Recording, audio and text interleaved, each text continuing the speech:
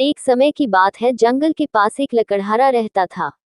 वो जंगल में लकड़ी इकट्ठा करता था और उन्हें पास के बाजार में बेचता था कुछ पैसों के लिए। एक दिन की बात है, वो एक पेड़ काट रहा था। तभी हुआ ये कि गलती से उसकी कुल्हाड़ी पास की एक नदी में गिर गई। नदी बहुत ज्यादा गहरी थी और वास्तव में तेजी से बह रही थी। उसने बहुत प्रयत्न किया अपने कुल्हाड़ी को खोजने की, लेकिन उसे वो वहां नहीं मिली। अब उसे लगा कि उसने कुल्हाड़ी खो दी है। वही दुखी होकर वो नदी के किनारे बैठकर रोने लगा। उसके रोने की आवाज सुनकर नदी के भगवान उठे और उस लकड़हारे से पूछा कि क्या हुआ। लकड़हारा ने उन्हें अपनी दुखद कहानी बताई। नदी के भगवान को उस लकड़हारे के ऊपर दया आई और वो उसकी मेहनत और सच्चाई देखकर उसकी मदद करने की पेशकश की।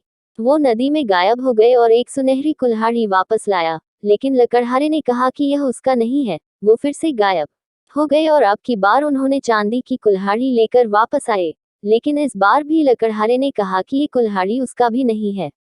अब नदी के भगवान पानी में फिर से गायब हो गए और अब की बार वो एक लोहे की कुल्हाड़ी के साथ वापस आ गए। लकड़ी का कुल्हाड़ी देखकर लकड़हारा मुस्कुराया और कहा कि यह उसकी कुल्हाड़ी है। नदी के भगवान ने लकड़हारे की ईमानदारी से प्रभावित होकर उसे सोने और चांदी की दोनों कुल्हाड़ियों से भेंट किया।